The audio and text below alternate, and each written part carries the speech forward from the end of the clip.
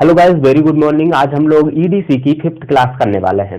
4th class में हमने देखा था कि जो आरसी कपलिंग एम्पलीफायर है वो कैसे वर्क करती है, कैसे बनी होती है और उसका जो वर्किंग है, वर्किंग प्रिंसिपल भी हम लोगों ने उसमें देखा था। अभी आप लोगों ने नहीं देखा है तो डिस्क्रिप्शन बॉक्स में लिंक है, जाके देख सकते हैं। तो वो जो था 4th क्लास में हमारा जो था वो आरसी कपलिंग एम्पलीफायर का फर्स्ट वीडियो था, पार्ट फर्स्ट था। तो आज ये जो है वो पार्ट सेकेंड है, जिसमें हम लोग आरसी कपलिंग एम्पलीफायर के अंतर्गत फ्रीक्वेंसी रिस्पांस कर्व को देखेंगे। ठीक है, ध्यान से देखिएगा। वो जो था पार्ट फोर्थ, यदि आप लोगों ने देखा होगा तो समझ में आया होगा कि जो पार्ट फोर्थ था उसमें हमने आरसी कपलिंग एम्पलीफायर के 4 टॉपिक को कवर किया था। वर्किंग देखी थी, कंस्ट्रक्शन देखा था, डेफिनेशन देखी थी। तो ये चीजें हमने उसमें कवर की थी। लेकिन इसके बाद के जो टॉपिक है जैसे फ्रीक्वेंसी रिस्पांस कर्व, तो ये जो फ्रीक्वेंसी रिस्पांस कर्व है ये जो है वो पार्ट सेकंड बनेगा आरसी कपलिंग एम्पलीफायर का। तो आप लोग देखते रहिए इस वीडियो को अंत तक और पूरा समझ में आएगा कि आरसी कपलिंग एम्पलीफायर की जो फ्रीक्वेंसी रिस्पांस कर्व है वो उसको कैसे स्टडी करते हैं।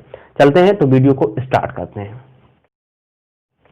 तो आज हम लोग आरसी कपलिंग एम्पलीफायर का frequency response curve of RC coupled amplifier, मतलब जो आरसी कपल्ड एम्पलीफायर होता है उसका फ्रीक्वेंसी रिस्पांस कर्व क्या होता है और उसकी कैसे स्टडी करते हैं, इसके बारे में आज हम चर्चा करेंगे।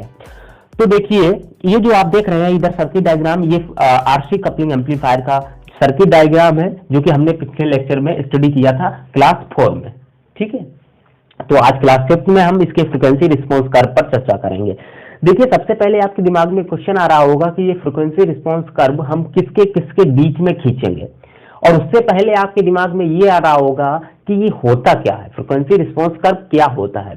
तो देखिए, हमने शायद 3rd क्लास में बताया था फ्रीक्वेंसी रिस्पांस कर्व क्या होता है। फ्रीक्वेंसी रिस्पांस कर्व क्या होता है कि एक ग्राफ पेपर पर स्टडी करते हैं जो भी एम्पलीफायर बनाते हैं उसके आउटपुट पैरामीटर्स को, मतलब उसका जो गेन है वो किस फ्रीक्वेंसी रेंज में हमें अच्छा मिल रहा है, किस फ्रीक्वेंसी रेंज में हमें कम मिल रहा है और कहाँ पे हमें अच्छा मिलेगा। तो इसकी जो स्टडी करते हैं वो एक ग्राफ पेपर पर स्टडी करते हैं, तो उसे हम कहते हैं उसके फ्रीक्वेंसी रिस्पांस कर्व। तो उसी प्रकार से इस ग्राफ पेपर पर हम इस आरसी कपलिंग एम्पलीफायर की स्टडी करेंगे तो इसे कहेंगे RC frequency response curve of RC coupled amplifier. बात समझ में आ रही होगी? ठीक है, दूसरी बात आपको ये समझ में आ रही होगी कि हम किसके किसके बीच में स्टडी करते हैं। स्टडी तो करते हैं लेकिन किसके किसके बीच में करते हैं, क्योंकि उसमें इनपुट सिग्नल हो सकता है, आउटपुट सिग्नल हो सकता है, इनपुट पावर हो सकती है, आउटपुट पावर हो सकती है, वोल्टेज हो सकता है, करंट हो सकता है, मतलब किसके किसके बीच में स्टडी करते हैं। इसमें करते हैं वोल्टेज गेन। ये जो एवी है ये क्या है हमारी, ये जो है वोल्टेज गेन है, वोल्टेज गेन है। ये जो है वो हमारी वोल्टेज गेन है और इधर जो है वो फ्रीक्वेंसी है, इनपुट फ्रीक्वेंसी। जी हाँ, ध्यान से सुनना, जो ये है वो हमारी इनपुट फ्रीक्वेंसी है, इनपुट फ्रीक्वेंसी है, फ्रीक्वेंसी इनपुट फ्रीक्वेंसी और वोल्टेज गेन के बीच में हम एक ग्राफ खींचते हैं, उसे हम कहते हैं फ्रीक्वेंसी रिस्पांस कर्व। तो इसको हम लोग समझेंगे कि कैसे होता है ये। तो ये आप देख रहे हैं, अच्छे से देख लीजिए एक बार। ये जो है वो मिड फ्रीक्वेंसी रेंज है, ये जो है वो हायर फ्रीक्वेंसी रेंज है, ये जो है वो लो फ्रीक्वेंसी रेंज है। इसको मैंने कैसे बांटा, मतलब आप लोग कैसे याद रखेंगे। तो देखिए क्या होता है कि लो फ्रीक्वेंसी रेंज, मान लीजिए हमारा जो ये आरसी कपलिंग एम्पलीफायर था ये 50 हर्ट्ज से 20 किलो हर्ट्ज पर अच्छा काम कर रहा था। 50 हर्ट्ज से 20 किलो हर्ट्ज पर ये अच्छा काम कर रहा था, और 50 हर्ट्ज से अगर ये इसकी फ्रीक्वेंसी कम होगी तो ये क्या कहलाएगी, इसके लिए लो फ्रीक्वेंसी रेंज। क्योंकि ये लो फ्रीक्वेंसी रेंज में आप देख रहे हैं इसका जो गेन है वो बहुत कम है।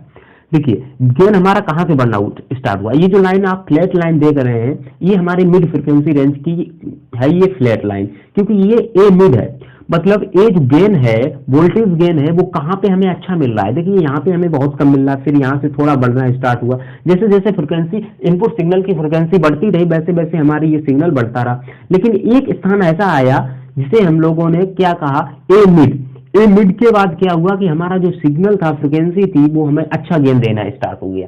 मतलब 50 से 20 किलो हर्ट्ज के बीच की फ्रीक्वेंसी में, जिसे हम मिड फ्रीक्वेंसी रेंज कहते हैं, वहां पे हमें अच्छा सिग्नल प्राप्त होने लगा। देखिए ये फ्लैट लाइन प्राप्त होने लगी, कोई भी डिस्टर्बेंस आउटपुट पल्स पर नहीं देखने को मिला। उसके बाद जब हमारी फ्रीक्वेंसी 20 किलो हर्ट्ज से ज्यादा होने लग गई तो क्या हुआ, देखिए गेन घटने लग गया, गेन घटने लग गया, तो ये हमारी किस में चलेगी, हाई फ्रिक्वेंसी रेंज में चलेगी। इसको कैसे समझेंगे, देखिए ये जो मिड फ्रिक्वेंसी रेंज में हमारा आरसी कपलिंग एम्पलीफायर का जो आउटपुट वोल्टेज गेन है वो अच्छा होता है। एक क्वेश्चन यहाँ से ये बन सकता है कि कौन से फ्रिक्वेंसी रेंज में आपका आउटपुट वोल्टेज गेन अच्छा होता है, तो आपका मिड फ्रिक्वेंसी रेंज में होता है। दूसरी बात है कि बैंडविड्थ क्या होती है। अगर आपसे क्वेश्चन कह दिया जाए आरसी कपलिंग एम्पलीफायर की बैंडविड्थ क्या होती है, तो आरसी कपलिंग एम्पलीफायर की जो बैंडविड्थ होगी वो एफएल माइनस एफयू होगी, सॉरी एफयू माइनस एफएल होगी, क्योंकि ज्यादा में से कम घटाया जाता है तो एफयू माइनस एफएल होगी। मतलब lower frequency cut off, lower cut off frequency range और upper cut off frequency range के बीच की बैंड जो फ्रिक्वेंसी होती है उसे हम कहते हैं बैंडविड्थ। ध्यान से देखिएगा, F you minus F L, मतलब ये जो है एफ यू का मतलब होता है अपर कट ऑफ फ्रिक्वेंसी रेंज। अपर कट ऑफ फ्रिक्वेंसी रेंज किसको कहा था हमने, कि जहां पे वोल्टेज गेन जो है वो घटना स्टार्ट हो जाता है, मतलब घट जाता है, तो उसे हम कहते हैं अपर कट ऑफ फ्रिक्वेंसी रेंज। और जहां पे फ्रिक्वेंसी जो है lower cut off frequency range उसे कहते हैं कि जहां पे हमारा जो गेन है वो अच्छा मिलना स्टार्ट हो जाता है, उसे हम कहते हैं lower cut off frequency range. तो दोनों के बीच की जो फ्रिक्वेंसी है उसे हम कहेंगे बैंडविड्थ। बात समझ में आ रही है, ठीक। लोअर कट ऑफ फ्रिक्वेंसी आप समझ रहे हो, 50 किलो हर्ट्ज से सॉरी 50 हर्ट्ज से अगर नीचे होगी तो हमारी lower cut off frequency range होगी। अब ये चीज क्या है, ए मिड 0.707, ये क्या है, तो इसको समझेंगे। क्या है कि जैसे जैसे हमारा सिग्नल आ रहा है, अब कोई चीज होती है तो उसकी गणना की जाती है 100% पर। कैसे की जाती है, 100% पर गणना की जाती है। तो जो सिग्नल है वो हमारा मान लीजिए यहाँ पे ए मिड पर जो हमें लाभ मिल रहा है वो 100% मिल रहा है, और इस अधिकतम सिग्नल का अगर हमें 70% मिलना स्टार्ट हो गया, अगर इसका आप 0.707 का निकालेंगे तो आपको अगर प्रतिशत में निकालेंगे तो 70.7% मिलेगा, ठीक है। अगर इसका 70.7%, जी हाँ 70.7% इसका लाभ मिलना स्टार्ट हो जाता है, तो उसे हम कहते हैं lower cut off frequency range. मतलब यहां से हमें इसका जो गेन है वो प्राप्त होना स्टार्ट हो गया है। और उसके बाद ये जो हायर फ्रिक्वेंसी रेंज एफयू किसे कहते हैं, एफयू मतलब अपर कट ऑफ फ्रिक्वेंसी रेंज किसे कहते हैं, तो अपर कट ऑफ फ्रिक्वेंसी रेंज उसे कहते हैं कि जब तक सिग्नल का 70.7% लाभ मिलता रहेगा तो उसे हम लोग कहेंगे कि हाँ चलिए हमें गेन मिल रहा है, तो उसे हम कहेंगे बैंडविड्थ अच्छी है, इसकी जो बैंडविड्थ है वो ठीक है। लेकिन जैसे ही ये 70.7 मतलब 70.7% से हमें जो इसका गेन है, वोल्टेज गेन है, वो कम होना स्टार्ट हो जाएगा, तो उसे हम कहेंगे ये एफयू हो गया, मतलब अपर कट ऑफ फ्रिक्वेंसी रेंज हो गई है। बात समझ में आ रही है, तो इसकी स्टडी आप आसानी से समझ पाएंगे। मतलब कि जो वोल्टेज गेन और इनपुट फ्रिक्वेंसी के बीच में हमें कर्व खींचते हैं और उसमें देखते हैं कि मिड फ्रिक्वेंसी रेंज में हमें गेन जो है वो अच्छा मिलता है, और एफयू क्या होता है, एफयू क्या होता है, एफएल क्या होता है, ए मिड क्या होता है, ए मिड क्या होता है, और इसके low frequency range high frequency range की जो लाइनें हैं वो हम कैसे ड्रॉ करते हैं। तो इतनी बात समझ में आ रही। अब इसको हम ये चीज समझते हैं कि आखिर ये कम क्यों होता है। मान लीजिए ये जो पहले तो हम ये समझते हैं कि ये जो है लो फ्रिक्वेंसी रेंज पर ये जो सिग्नल है वो हमें आउटपुट वोल्टेज गेन है वो कम क्यों प्राप्त होता है, लो सिग्नल पर हमें आउटपुट वोल्टेज गेन कम क्यों प्राप्त होता है। सबसे पहले तो ये बात है, तो आपको पता होगा लो फ्रिक्वेंसी रेंज पर जो हम लोग सीई बाईपास कैपेसिटर लगाए हैं, ये हमारे सीसी बाईपास कैपेसिटर है। अब ये सीसी बाईपास कैपेसिटर होंगे तो 50 हर्ट्ज से ये कम होंगे। अब 50 हर्ट्ज से जब ये कम हो गए, तो हमने देखा था कि डीसी के लिए क्या होता है, 0 हर्ट्ज होता है मान लीजिए, और इसकी जो XC बराबर 1/2πfc होता है। अगर यहाँ पे हम डीसी को मान लीजिए इसकी फ्रिक्वेंसी कम है, मान लीजिए हमारी ये 10 हर्ट्ज है, तो 10 हर्ट्ज होगी तो ये फ्रिक्वेंसी कम होगी, तो ये लगभग डीसी के बराबर होगी, लगभग डीसी के बराबर होगी। अब ये जब डीसी हो जाएगी, ये जो इनपुट सिग्नल दिया है वो डीसी के बराबर होगा, तो ये इसको ब्लॉक कर रखेगा, ये आगे जाने ही नहीं देगा। जो सीसी कपलिंग कैपेसिटर है ये सिग्नल अंदर ट्रांजिस्टर के पास जाने ही नहीं देगा, तो लाभ हमें मिलेगा नहीं मिलेगा। तो इसी अनुसार ये क्या होता है, यहाँ पे जो हमारी lower cut off frequency range FL के बाद एसएल के बाद ये गेन हमें मिलना स्टार्ट हो जाता है। और ये कम क्यों मिलता है, क्योंकि हमारी जो डीसी होती है और डीसी को ये ब्लॉक कर देता है, मतलब कैपेसिटर सीई और सीसी के हिसाब से हमें ये मिलती है। मतलब ये सीसी तो आप समझ पाए कि ये जाने नहीं देगा। दूसरी बात है सीई, इसी प्रकार से सीई भी काम करता है, मतलब सीई भी इसके लिए क्या करेगा, हाई प्रतिबाधा बना देगा, हाई इंफिडेंस ला देगा। तो हाई इंफिडेंस लाने के लिए क्या करेगा, फिर ये यहाँ पे RE रजिस्टर पर डिस्टर्ब करेगा, और RE रजिस्टर पर जब डिस्टर्ब करेगा तो क्या होगा, हमारा वोल्टेज गेन कम हो जाएगा। ठीक, अब ये तो थी कैपेसिटर की बात, मतलब ये जब होता है कि जब ये लो फ्रिक्वेंसी हो, मान लीजिए हमने मान लिया कि लो फ्रिक्वेंसी पर ऐसा हो सकता है, लेकिन हाई फ्रिक्वेंसी पर ऐसा क्यों होता है कि मतलब ये कम हो जाता है? क्योंकि हाई फ्रिक्वेंसी पर अगर रखेंगे तो इसकी इम्पीडेंस तो कम ही होती जाएगी, लेकिन फिर भी ऐसा हो जाता है, क्यों होता है? देखिए, सबके लिए क्या होता है, आपने देखा होगा कि हाई फ्रिक्वेंसी रेंज में जो बीटा का मान है वो कम हो जाता है, बीटा का जो मान है वो कम हो जाता है, और इसका लाभ क्या होता है हम आपको बता दें, ए बी बराबर R0 बीटा, R0 कर सकते हैं या फिर हम यहाँ पे RL ले सकते हैं, क्योंकि यहाँ पे RL है तो हम कोई बात नहीं RL ले लेंगे, तो RL बीटा अपॉन RI, ये हमने फॉर्मूला एक ड्राइव किया था फर्स्ट वीडियो में ही, जिसमें हमने सिंगल स्टेज एम्पलीफायर को देखा था। तो ये वोल्टेज गेन का ये फॉर्मूला है। अब इसमें अगर हम बीटा की वैल्यू को कम करते जाए, बीटा की वैल्यू को अगर हम कम करते जाएं तो इसका गेन जो है, वोल्टेज गेन है, वो कम होता जाएगा, ऑब्वियसली बात है, तो वोल्टेज गेन कम होता जाएगा। तो एक इसमें क्या होता है कि हाई फ्रिक्वेंसी पर बीटा का मान कम हो जाता है, तो इस कारण से भी इसका जो वोल्टेज गेन है वो कम होने लगता है।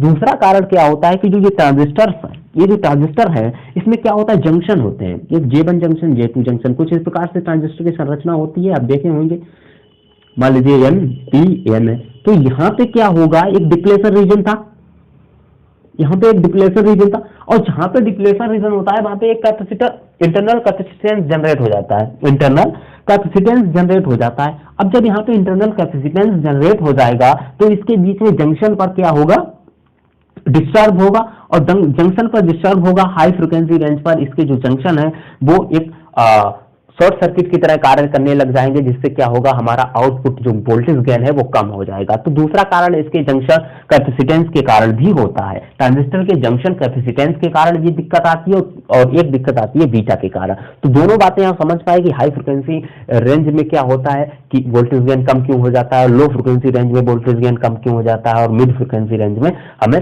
गेन अच्छा मिलता है। तो वो बैंडविड्थ कितनी होती है, अपर कट ऑफ फ्रिक्वेंसी रेंज क्या होती है, lower cut off frequency range क्या होती है, इस सब के बारे में आप समझ पाए। तो आई होप आज की लेक्चर आपको समझ में आया होगा। देखते हैं इसमें कोई और टॉपिक आपके लिए अगर कोई बचता है। हाँ, तो अब हम समझते हैं कि इसके एडवांटेज, इसके एडवांटेज क्या है। अब हमने इतना सब कुछ पढ़ा है तो इसके एडवांटेज भी समझ लेते हैं। तो इसके एडवांटेज की अगर बात करें तो इसका जो फ्रिक्वेंसी रिस्पांस कर्व होता है वो बहुत अच्छा होता है, अन्य की अपेक्षा बहुत अच्छा होता है, क्योंकि ये जो 50 हर्ट्ज से 20 किलो हर्ट्ज है, यही मनुष्य की सुनने की क्षमता होती है ना, मनुष्य इसी को सुन सकता है। तो बेसिकली हम लोग किसके लिए बनाते हैं, मनुष्य के ही सुनने के लिए तो बनाएंगे, ऐसा तो नहीं हाथी को सुनने के लिए बनाएंगे, नहीं, हम मनुष्य के ही सुनने के लिए बनाएंगे। तो क्या होगा, तो ये हमारा जो फ्रिक्वेंसी रिस्पांस कर्व है ये अच्छा होता है अन्य के मुकाबले, क्योंकि अन्य जो कपलिंग एम्पलीफायर पढ़ेंगे तो वो उतना अच्छा फ्रिक्वेंसी रिस्पांस कर्व नहीं दे पाते हैं जितना कि आरसी कपलिंग एम्पलीफायर दे देता है। तो इसके एडवांटेज की अगर हम बात करें, पहले इसको रफ कर देता हूं। तो अगर इसके एडवांटेज की बात करें, एडवांटेज, तो इसके एडवांटेज में पहला तो ये है, इसका फ्रिक्वेंसी रिस्पांस कर्व अच्छा होता है, ठीक है, फ्रिक्वेंसी रिस्पांस कर्व इसका अच्छा होता है। दूसरा, अगर इसके एडवांटेज की बात करें तो ये सस्ते होते हैं, क्योंकि कैपेसिटर और रजिस्टर के कॉम्बिनेशन से ये बनते हैं, तो इसमें बहुत सस्ते होते हैं, क्योंकि ये चीजें बहुत सस्ती मिलती हैं। अगर आप लोगों ने प्रैक्टिकल किया होगा, कभी मार्केट से परचेज किया होगा कंपोनेंट, तो बहुत सस्ते होते हैं। तो ये एक तो पहली बात है, ये इसका फ्रिक्वेंसी रिस्पांस कर्व अच्छा होता है। दूसरा होता है ये सस्ते होते हैं। तीसरा इसका एडवांटेज ये है कि ये छोटे होते हैं। अब रजिस्टर कितना छोटा होता है, आप देखे होंगे, रजिस्टर छोटा होता है, कैपेसिटर भी बहुत छोटा होता है, तो ये इनके जो कॉम्बिनेशन से जो बनेगा वो सर्किट छोटा भी होगा, तो ये स्मॉल होता है, ठीक है, ये सर्किट जो होगा वो स्मॉल होगा। ये तो थे इसके लाभ। अब थोड़ा इसके डिसएडवांटेज में भी बात कर लेते हैं। कोई भी चीज देखिए, एडवांटेज होते हैं तो उसके डिसएडवांटेज ही होते हैं। तो डिसएडवांटेज पर अगर हम चर्चा करें तो क्या होता है डिसएडवांटेज। देखिए, डिसएडवांटेज में इसका एक सबसे बड़ा दिक्कत क्या आती है कि ये लो फ्रिक्वेंसी रेंज को एम्पलीफाई नहीं कर पाती है। कभी कभी क्या होता है कि कम फ्रिक्वेंसी होती है तो उसको हमें एम्पलीफाई करना होता है, तो उसके लिए हम आरसी कपलिंग एम्पलीफायर लगाएंगे तो हमें गेन अच्छा नहीं मिलेगा, क्योंकि आप देख रहे हैं लो फ्रिक्वेंसी रेंज पे ये काम नहीं करता है। तो एक तो इसकी दिक्कत ये है कि लो फ्रिक्वेंसी रेंज पे काम नहीं कर सकता है। दूसरी दिक्कत आप यहीं से दिखा सकते हैं कि इनकी जो प्रतिबाधा मैचिंग है वो अच्छी नहीं होती है। इन्फिडेंस मैचिंग, देखिए इन्फिडेंस मैचिंग क्या होती है कि जो एक स्टेज जोड़ी गई है वो दूसरी स्टेज है, ये एक स्टेज है, ये दूसरी स्टेज है, दूसरी स्टेज और पहली स्टेज को जोड़ने के लिए इनकी इन्फिडेंस मैचिंग होना बहुत जरूरी है, तभी ये इसको आउटपुट को अच्छा पावर दे पाएंगी। पहला ट्रांजिस्टर दूसरे ट्रांजिस्टर को अच्छा आउटपुट दे पाएगा जब इनकी इन्फिडेंस मैचिंग अच्छी होगी तब। ये इन्फिडेंस मैचिंग आगे का टॉपिक है जो हम आगे आपको बताएंगे, ठीक है। तो ये क्या होता है इन्फिडेंस मैचिंग इनकी अच्छी नहीं होती है। तीसरी बात है, ये हाई फ्रिक्वेंसी पर भी नहीं काम करते हैं। कभी कभी मान लीजिए हमें ज्यादा हाई फ्रिक्वेंसी जनरेट करनी पड़ी, तब क्या होगा, तो वहां पे भी ये नहीं काम करेंगे। तो ये इनके डिसएडवांटेज है। अब यूजेस की बात करें तो हर जगह इसी का यूज होता है। चाहे फिर आपका ले लें, फिर रिकॉर्डिंग का जो प्लेयर होता है उसमें ले लें, या फिर आप टेप रिकॉर्डर ले लें, या टीवी रिसीवर ले लें, या फिर आप रेडियो रिसीवर ले लें, या फिर आप कोई भी रिसीवर की बात करें तो वो आप अभी क्या हो। तो आपको आज का लेक्चर समझ में आया होगा। यदि आपको आज का लेक्चर समझ में आया हो तो लाइक शेयर सब्सक्राइब जरूर कीजिएगा। हाँ, अगर मेरे चैनल पर नए आए हैं तो आप चैनल को सब्सक्राइब करके रखिएगा, ताकि आगे की वीडियोस आपको मिलती रहें। और मिलते हैं फिर किसी नए लेक्चर में, तब तक के लिए जय हिंद।